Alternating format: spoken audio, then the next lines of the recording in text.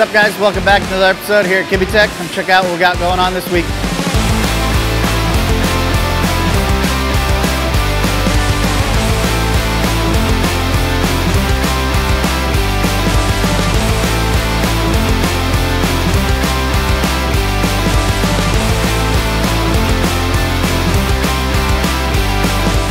All right, back here on the Tundra, you see we got a lot going on since the last time you saw this thing. So we got the whole front end on it, obviously minus steering. We got the Pro-Am trophy truck hubs on there, the Innovate wheels, the 40-inch BFGs. Just wrapped up the J Arms last week. That was kind of the last piece to the puzzle that we were waiting on to mock up the front end for the first time. And there's a lot of parts that go with this, a lot of different hardware that we made every single part of. So down to the misalignment spacers, the stainless bump cap, and a lot of that stuff I got right here. So we just wrapped these up. So this is the striker pad for the bump stop, and this is machined out of 17.4 stainless. So we'll be able just to leave it just like this, and it'll always stay nice and shiny. Take 6 /20 bolts to bolt it down above the top misalignment, and then it also has some keyways here for when the bump stops striking this. It doesn't put all the load on the bolts. So here I got an extra upper arm here. So keys in like that, doesn't move around. Put the bolts in, keeps that thing secure. Kevin got pretty crazy with the tool pass on the inside there. Pretty cool little part, and these were pretty expensive. Each puck of material is about 90 bucks. And we made 10 of them, so about $1,000 just to have material sitting on the shelf to make these. Here's the finished J arm. Kevin also got pretty carried away on the tool pass on this one as well. You see a lot of tool pass on this one. A lot of cool features. Super happy with these. And they don't weigh a lot. I mean, the piece started out as 135 pounds and now they're about 17. A lot of material taken away out of these things. Pretty cool hardware for the upper uniball. So this is the piece we were machining last week. This threads in to the upright. It's got a couple dowel pins right here so we can tighten it into the upright. This isn't the right bolt, but you can kind of see. So this is the top cap goes in. It takes a RPI 12 point. The actual bolt will stick out a little longer than this, and then actually through bolts through the spindle. So this threads in, and then this bolt goes in, keeps the upper arm on the truck, and then kind of just clamps the whole assembly together. So threaded and through bolted to keep that whole upright assembly together. All that gets hidden under the bump caps right there. So these actually, we built them at an angle there. So by the time it comes up and bottoms out on here, everything's nice and happy at 90 degrees. Yeah, next up, we're gonna get the steering in there, and we got some shocks we're gonna mock up as well. We just got to change out some rod ends. So this is the same front end that is going on all 3 of these trucks. And then we also have another 4-door version of that truck in the works as well. And all 4 of those trucks will be getting all the same front end. So we built all the spindles are already made, all the uppers already machined, all the hardware is already made. So we made enough of everything for pretty much like 5 trucks. Pretty exciting to see it get to this stage because we've had the spindles for a while.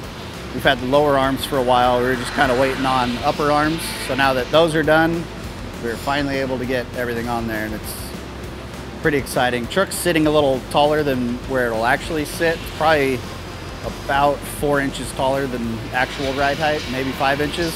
So these arms won't be pointing down at ride height. As you can see, that's an insane amount of up travel. Pretty happy with it. The track width right now is about 92. I think at ride height, it'll probably put it about 93. With a little bit of scrub in at, you know, the droop right now. But yeah, stay tuned for more on this soon.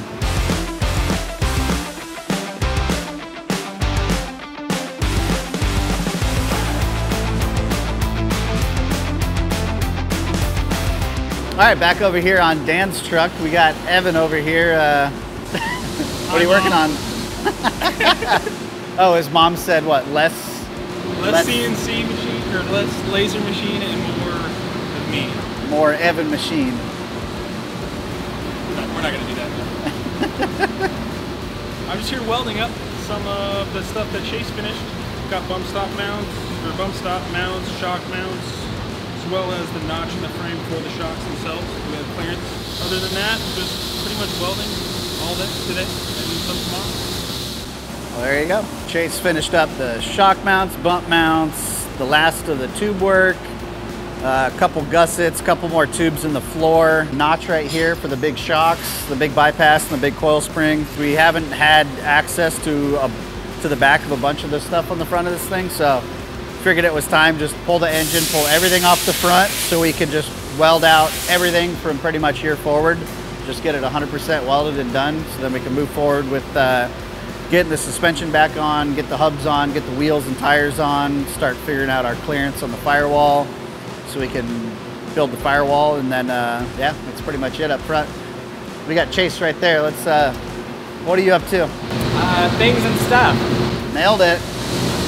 Putting a tube right here that's going to come up about right here, and I'm going to add a gusset or another tube. So pretty much like the Tundra. Yeah. So I kept seeing the Tundra over there with that extra tube, and I really liked how we did that. We're adding the same one on this just because it's a pretty big open space here for extra cab Prerunner, but you know, with or without it, I think it'd be fine, but this will just give you that little more support. If you ever come down on this corner pretty hard, that'll keep that corner from coming in on you. So then we got some more sheet metal made over here. Oh, look at that. Bob's your uncle. Let me put the other one in there. His name's Rob. So dumb. Right, there you go. That one because I don't like it. Yeah, the bead roll in this one runs up too high. So right here, that bead roll's got to have a plane change to be parallel with this section. You can see how we planned ahead with this bead roll here, because we didn't want to just bead roll a little part there and then have another one there. We did basically bead roll on both panels and they just meet up. Pretty cool. Good job. Thanks. All right, on the back here on Dan's truck, we got Miles working on the bedside mounts. So the front ones are pretty much done, all tacked in there, and we're working on the support tube that goes from here to the inside of the chassis. And then we're gonna do, like you've seen on the other trucks, we do like a billet bedside mount that goes back here. We kind of designed these a long time ago. Jason at Innovate, actually we gave him like a template and he designed these for us when we were building the F500. So that was, I don't know, 6-7 years ago or something we designed these.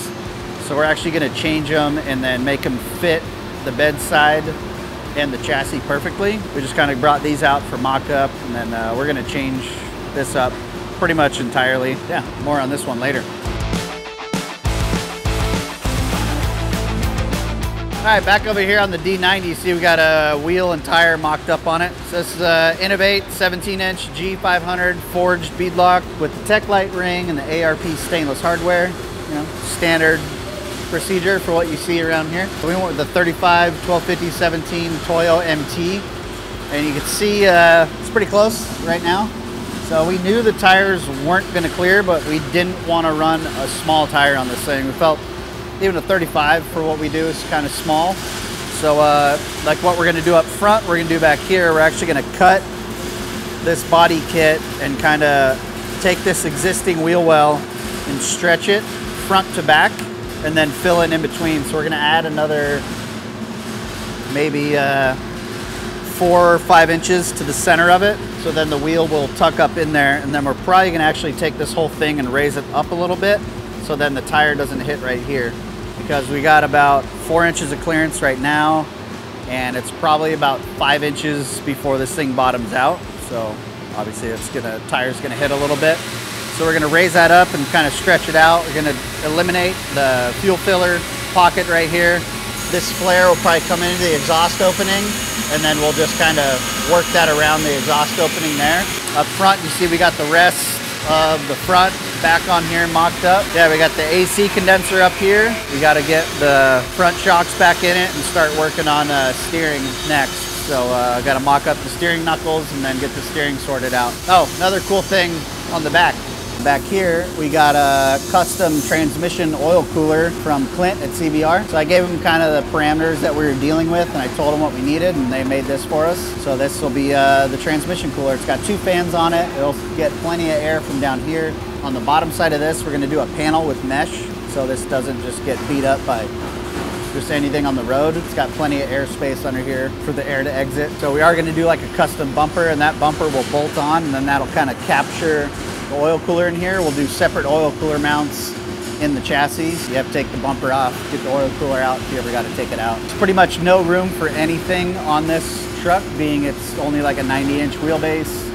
It's about 86 inches wide on the track width, so everything's just super compact, four-wheel drive. There's a lot of stuff going on. We felt this was the best place for the transmission cooler. It'll work out pretty good because the plumbing will be pretty straightforward. All the plumbing will just kind of be a couple 10-foot runs from here to the transmission, so that'll be simple. Up front, we're gonna do intercooler, oil cooler, and power steering cooler up front. So still a couple more things to do up front, but cooling system's getting close. All right, that wraps up another week here at Kibbetech. Don't forget to like, subscribe, share the page, tell your buddies. Go to our website, buy all our shirts and all our products. And thank you, Oscar, for the loud noises. See you next week.